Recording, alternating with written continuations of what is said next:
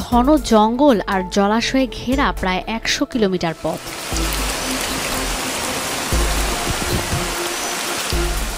বন্যপ্রাণীর হানা, ভূমিধস আর বন্যা, কাদামাটিতে দেবে যাওয়া কিংবা সন্ত্রাসীদের কাছে মুক্তিপণের দাবিতে জিম্মি হওয়া, এই পথ পাড়ি দিতে অনেককেই ভোগ করতে হয় এমন সব নরক যন্ত্রণা।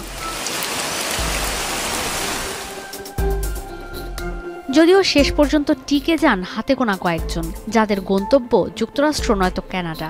কলম্বিয়াকে পানামার সঙ্গে যুক্ত করা দুই মহাদেশের মধ্যে এই স্থলপথ গেল কয়েক বছরে পরিণত হয়েছে অভিবাসীদের জন্য সবচেয়ে বিপজ্জনক রুটে।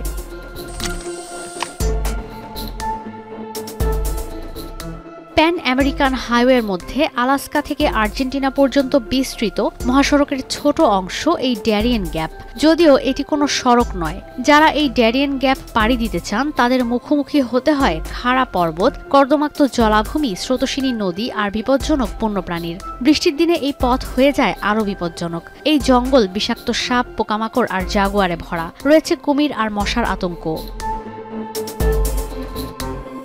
এর মধ্যে আরও বড় ঝুঁকি যে সন্ত্রাসী সংগঠনগুলো ড্যারিয়েন গ্যাপ নিয়ন্ত্রণ করছে তাদের নিয়ে। মাদক চোরাচালানের এই রুটে অভিবাসন প্রত্যাশীরা ডাকাতি আর নির্যাতনের শিকারও হন। কিন্তু যে অভিবাসীরা যুক্তরাষ্ট্র যেতে মরিয়া, তাদের জন্য এই পথ এড়ানো কঠিন। দফায় দফায় সন্ত্রাসী আর মানব পাচারকারীদের দিতে হয় শত শত ডলার, কারণ মোবাইল ছাড়া একমাত্র এই গাইডরাই ভয়ঙ্কর পথ পাড়ি দেওয়ার ক্ষেত্রে হয়ে পড়েন একমাত্র ভরসার জায়গা।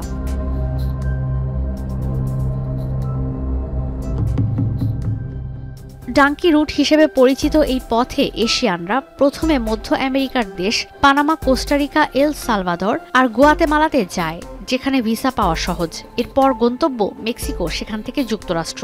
ভয়ঙ্কর এই রুট পাড়ি দিতে মানব পাচারকারীদের সহযোগিতা নেয় অনেকেই, দিতে হয় হাজার হাজার ডলার।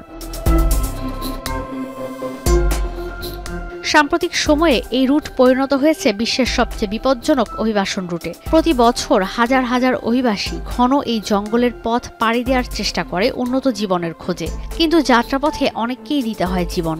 এ পর্যন্ত ঠিক কতজনের মৃত্যু হয়েছে ভয়ঙ্কর এই জঙ্গল পার হতে গিয়ে, সেই সংখ্যাটাও অজানা। সাম্প্রতিক বছরগুলোতে ড্যারিয়েন গ্যাপ দিয়ে অভিবাসীদের দেশ ছাড়ার হার আকাশ ছুঁয়েছে।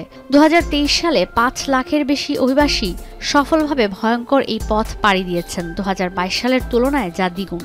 সবশেষ 2024 সালে এই সংখ্যা 3 লাখের ওপরে। অথচ এক দশক আগেও বছরে কয়েক হাজার মানুষ এই ঝুঁকি নিত। বিপজ্জনক এই রুট পাড়ি দেওয়ার ঝুঁকি নেয় Venezuela, Haiti, Ecuador, Pakistan, Bharat, এমনকি বাংলাদেশের অভিবাসন প্রত্যাশীরাও। 7 থেকে 15 দিনের এই যাত্রায় অনেকেই জীবদ্দশায় দেখে ফেলে নরক।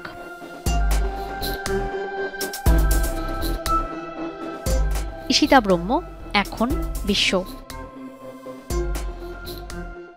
একনল হ্যান্ড ওয়াশ 100% প্যারাবেন ফ্রি, তাই নিরাপদ হাতের জন্য আস্থা রাখুন একনলে।